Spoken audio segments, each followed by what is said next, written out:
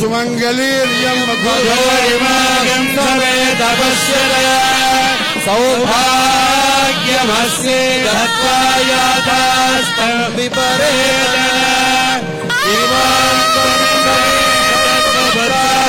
भगां गुरु दशास्यां पुत्राणादेहि पतिमेकादशङ्कृते सन्तोषिञ्चामि यजुषा प्रजामायर्दनं च रोदनो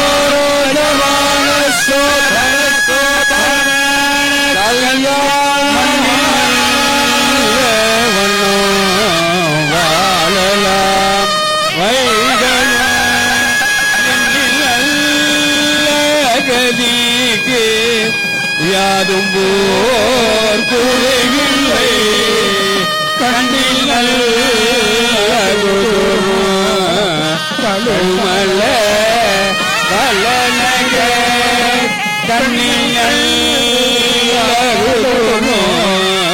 கழுமல்ல பலனக பெண்ணில்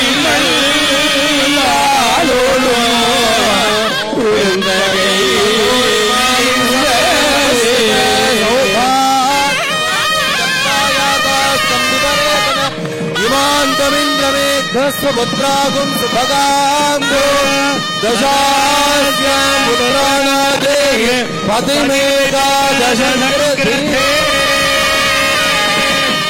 रोदनो रोदमान शोभन शोभमान कल्याणः மணமக்களுக்கு தங்க சந்திர கும்பாவில் உள்ள சந்திரமாசு பூசப்படுகிறது.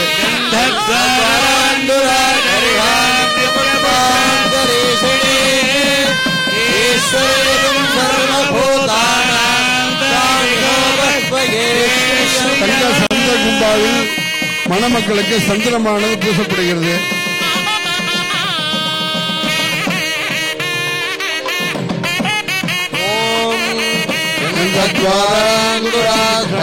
नित्यपट्टाङ्गरीषिणीम् ईश्वरीगं सर्वभूतानां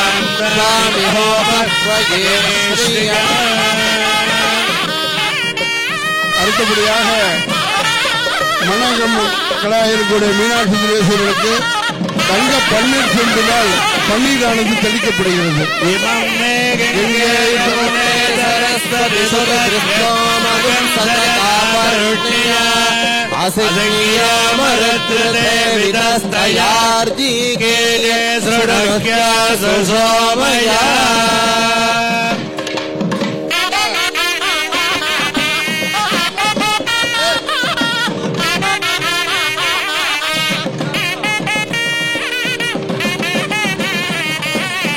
அனைவருக்கும் இந்த கற்பூரத்திலே மங்களாரத்தி என்று சொல்லக்கூடிய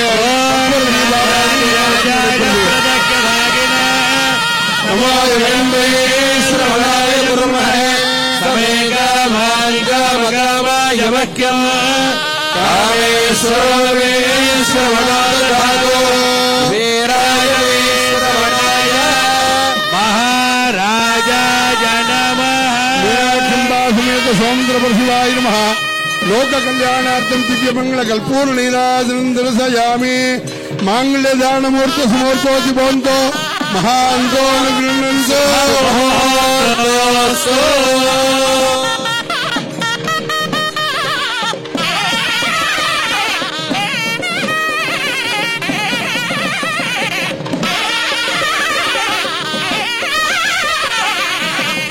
தொடர்ந்து லாஜோகமானது நடைபெறுகிறது.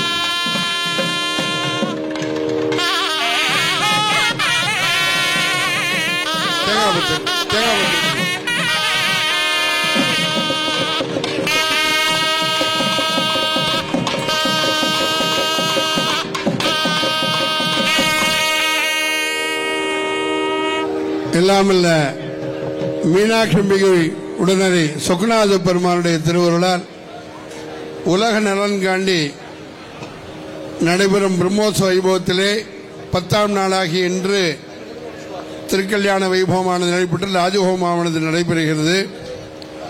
இதிலே பரஞ்சோதி முனிவர் சொல்லக்கூடிய திருவிளையாடற் புராணத்திலே ஆலாசிய மகாத்மியம் என்று சொல்லக்கூடிய பழமையான நூலிலே மதுரை அப்படின்னு இந்த ஊருக்கு எப்படி பேர் வந்தது அப்படின்னு எல்லாருக்கும் ரொம்ப சந்தேகம். மதுரை அப்படிங்கிறாங்களே, ஞானசம்பந்தர் பெருமான் நிறைய சொல்ற இடத்துல சொல்லும் போது மதுரை ஆலவாயிடான்னு சொல்றார். மதுரைன்னு எப்படி வந்தது அப்படின்னு ஒரு சந்தேகம். அதுல ஆலாசி மகாத்மா பார்க்கும்போது கைலைங்கிரியில சுகுணாத பெருமான் தவ நிலையில இருக்கார். எல்லா தேவர்கள் எல்லாம் உட்காந்து பேசிட்டு இருக்காங்க. அப்ப அம்பாள் என்ன சொல்றார், நாரதர்கிட்ட போய் வர்றவங்களுக்குலாம் எல்லாத்தையும் வாரி வாரி கொடுத்துட்டு இருக்காரு, இவருக்கு இன்னும் 2 குழந்தை இருக்கிறது மறந்த சமயத்துல அப்படின்னு சொல்றார். உடனே சுவாமி தவணையில இருந்தாலும் அவருக்கு என்ன நடக்குன்னு தெரியும் தானே. உடனே நாரதரை கூப்பிட்டு அம்பாள் என்ன சொன்னா அப்படின்னு கேட்கிறார். இல்ல சுவாமி சும்மா சொல்லு அப்படிங்கிறார். அப்ப நாரதர் சொல்றார், நீங்க எல்லாருக்கும் வேணுங்கிறத வாரி வாரி கொடுத்துருக்கீங்களா, குழந்தை 2 பேரை பத்தி சிந்திக்கிறது இல்லையா அப்படின்னார். அப்படியா அப்படின்னு சொல்லிட்டு அப்படின்னு உட்கார்ந்து எடுத்து இப்படி குனிகிறார். சுவாமியுடைய சிரசுல சந்திரன் இருக்கு. அந்த சந்திரன் எப்பவும் மதுரமான குளிர்ந்த நீரை தாங்கி கொண்டு இருக்கும். அந்த சந்திரன்ல இருந்து ஒரு சொட்டு மதுரை இந்த பூமியில விழுந்தது. அது உடனே உண்டானதுதான் இந்த மதுரை மாநகரம்.